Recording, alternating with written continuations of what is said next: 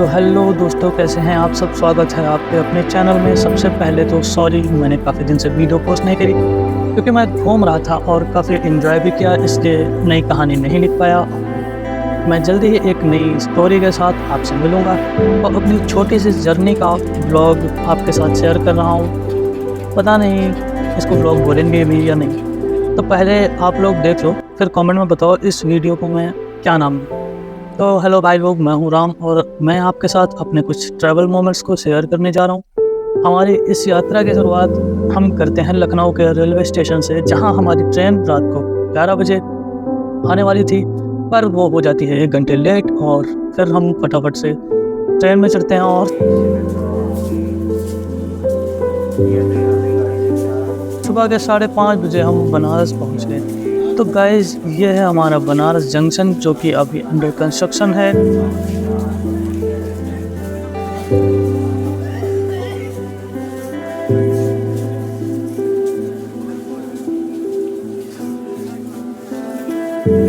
और फिर हम यहाँ से रिक्शा लेके सीधे जाते हैं गंगा घाट की तरफ, जहाँ हमें करीब 800 मीटर पहले ही उतार के वो रिक्शा वाला चला जाते हैं और फिर हम पैदल ही घाट तक पहुँच जाते हैं।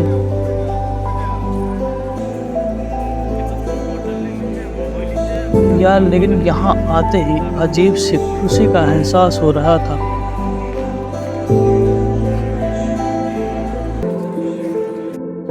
फिर हम भीड़ से थोड़ा दूर हटकर संध्या घाट की तरफ चले जाते हैं।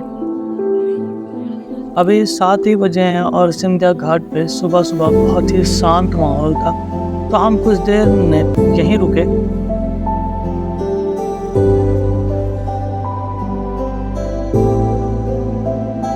और फिर हम यहाँ से चलकर सीधे गए शमशान घाट की तरफ, जहाँ पर सफाई चल रही थी, जो कि पिछले दिन की होगी शायद। अब नए दिन की शुरुआत के लिए नए तरीके से साफ सफाई करके शमशान को आज के लिए रेडी किया जा रहा है। और तब हम सीधे वहाँ से निकलकर मणिकर्णिका घाट के पास आए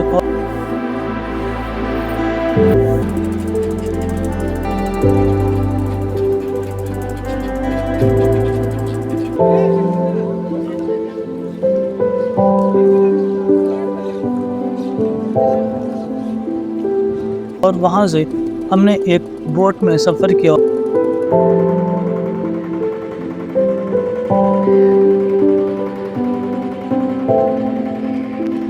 माँ गंगे के खूबसूरत नज़ारों और इन पक्षियों को देखकर आनंद उठाया।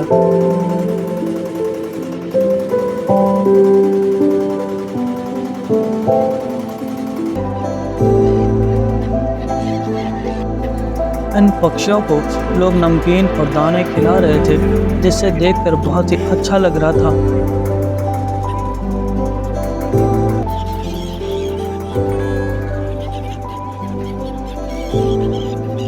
और हम आगे बढ़कर दूसरे किनारे पर जाकर हमने गंगा स्नान किया और फिर वापस आ गए।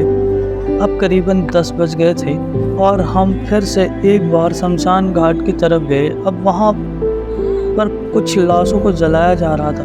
पता नहीं यार, पर इस शमशान घाट को देखकर मुझे गूज़बम्स क्यों आ रहे थे।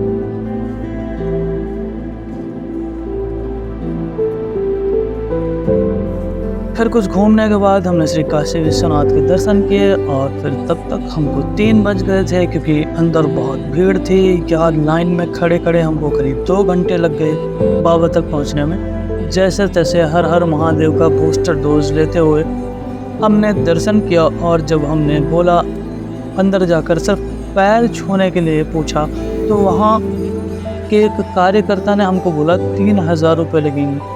तो हम चुपचाप दर्शन करके वापस आ गए। फिर थोड़ा घूमते हुए शाम हो गई और गंगा आरती का टाइम हो गया था, तो हम फटाफट से गंगा आरती देखने के लिए पहुंच गए। और यहाँ पर इतनी भीड़ थी कि ठीक से खड़े होने की भी जगह नहीं थी। फिर उसके बाद कैसे कैसे करके हमने एक कोना ढूंढा और गंगा आरती का आनंद उठाया। भाई, बहुत अच्छा लग रहा था। अब हम बहुत थक गए थे, तो हम वहीं पास के एक रैन बसेरे में पहुँचे। 7 बज चुके थे और वहाँ के बेड भी सारे भर गए थे। जो 1-2 बचे भी थे वो लोग दे नहीं रहे थे, पर रिक्वेस्ट करने के बाद काफ़ी देर उनको मनाने के बाद हमको उन्होंने एक बेड दिया। फिर हम इतना थके थे कि हमें पता ही नहीं चला कि हम कब सोए।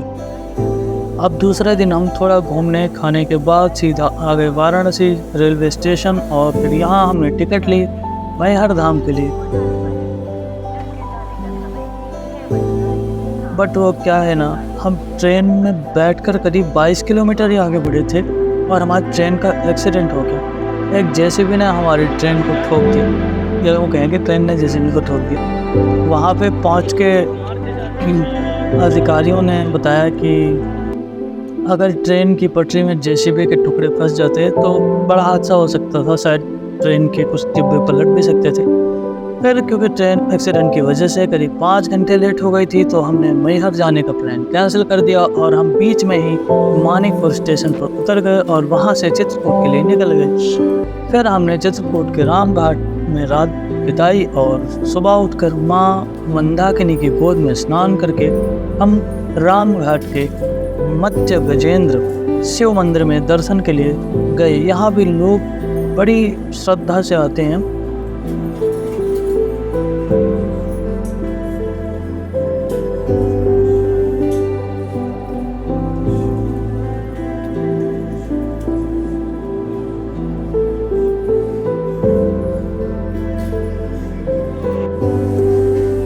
और फिर यहाँ के खूबसूरत नज़ारों को देखकर अपनी आंखों को सुकून देते हैं।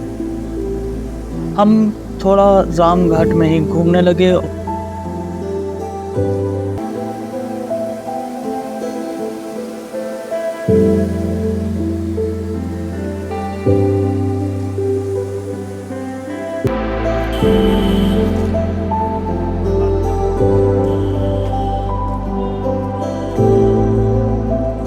और फिर हमने घाट के दूसरे तरफ बनी हनुमान जी की इस विशालकाय मूर्ति का दर्शन किया। इस मूर्ति को देखकर बस एक ही चीज़ याद आ रही थी, सूक्ष्म रूप धरि सिंह दिखाई, विकट रूप धरि लंक जराए, भीम रूप धरि असुर संहारी, रामचंद्र के काज सवारे। तो गाइस, आप सब भी कमेंट में जय हनुमान ज़रूर लिखना और यहाँ कुछ फ़ोटो शूट करके थोड़ा और आगे बढ़।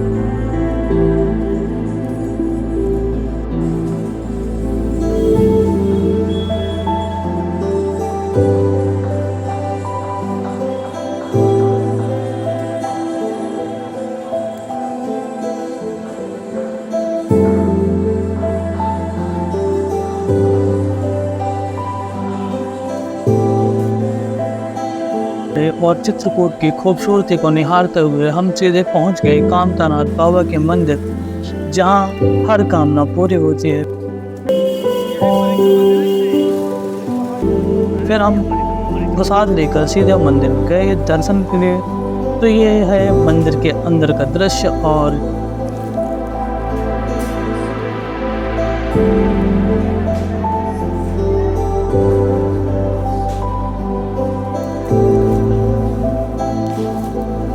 यह है हमारा कामतानाथ बाबा का मंदिर।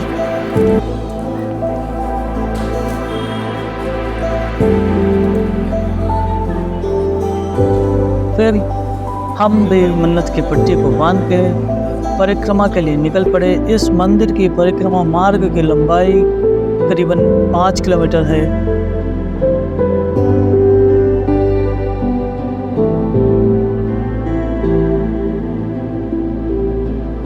और रास्ते में हनुमान जी की सेना से अपने प्रसाद और सामान की सुरक्षा भी आपको ही करनी पड़ी, क्योंकि कहीं से भी कभी भी अटैक हो सकता है। यहाँ तक कि मेरा तो फोन भी गिरा दिया था एक 5 किलोमीटर का परिक्रमा मार्ग पर। दोस्तों, आपको पता भी नहीं चलेगा कब कट गया, क्योंकि रास्ते में बहुत सारी दुकानें और खूबसूरत दृश्य हैं जिनका आनंद लेते हुए और बहुत सारे मंदिरों में दर्शन करते हुए, पहाड़ी को देखते हुए आप जब आगे बढ़ेंगे तो आपको पता भी नहीं चलेगा कि कब 5 किलोमीटर पूरे हो गए।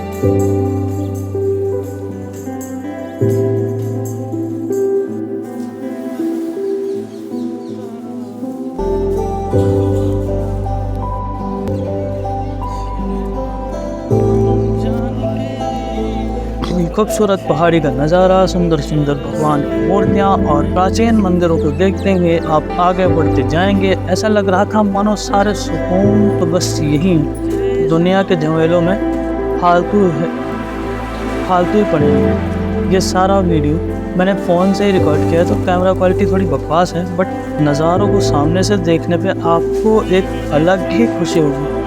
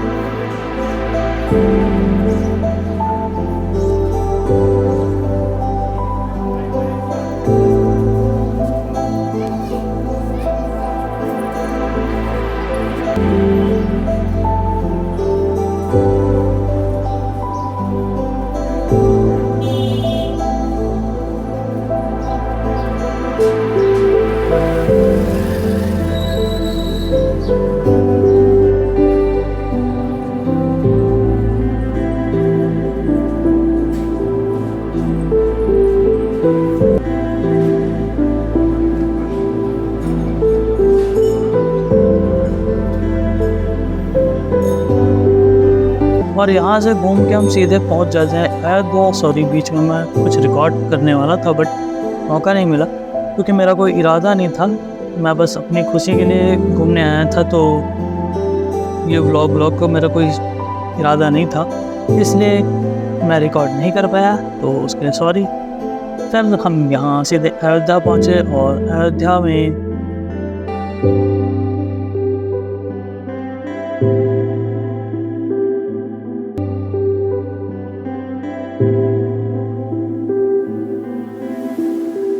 तो यह है प्रभु श्री राम की अयोध्या, जो कि किसी स्वर्ग से कम नहीं है। यार अभी तो यहाँ कुछ कंस्ट्रक्शन वर्क पे बाकी है, अभी से यहाँ इतने प्यारी लग रही है।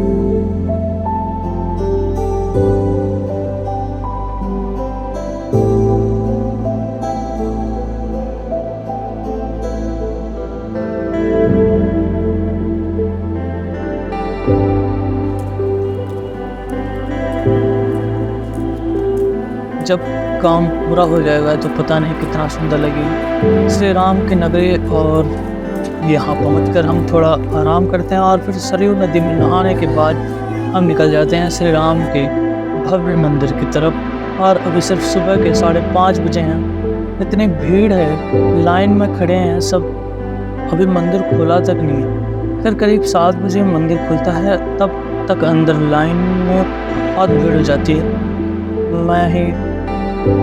मैं तो वहीं बैठकर थोड़ी देर एक नींद भी मार लेता हूँ और मेरा दोस्त भी वहीं पे थोड़ी देर सो जाता है।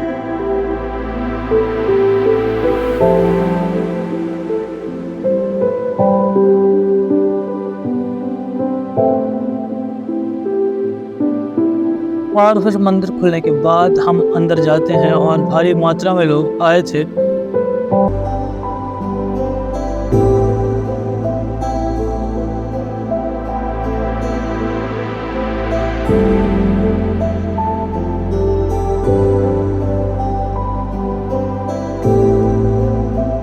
सबकी ज़ुबान पे बस एक ही नारा था, जय श्री राम, जय श्री राम। तो आप सब भी कमेंट में जय श्री राम लिख दो फटाफट। और अब हमें दूर से ही राम मंदिर दिखने लगा था, क्योंकि काफ़ी अंदर जाने के बाद हम मंदिर के गर्भगृह में पहुंच जाते हैं, जहां पर श्री राम विराजमान हैं और अंदर फ़ोन ले जाने की परमिशन नहीं थी तो वीडियो नहीं बना पाया। फिर दर्शन करके हम निकल गए हनुमानगढ़ी की तरफ। तो हमने देखा कि यहाँ तो राम मंदिर से भी ज़्यादा भीड़ है। इतनी भीड़ थी कि अगर हम इस लाइन में खड़े होते तो सुबह से शाम हो जाती, तब भी दर्शन शायद हमको मिलते या नहीं मिलते पता नहीं। तो दोस्तों, तब तक मेरा फ्रेंड मुझे याद दिलाता है कि आज तो मंगलवार है और जबकि महावीर का वार है तो भीड़ तो होनी थी।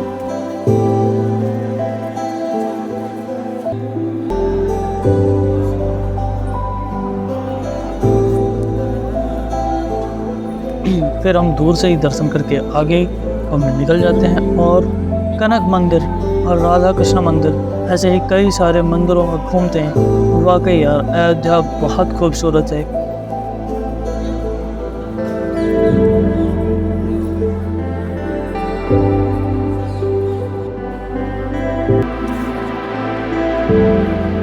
और यहाँ के मंदिर so beautiful, so elegant, just looking like a wow.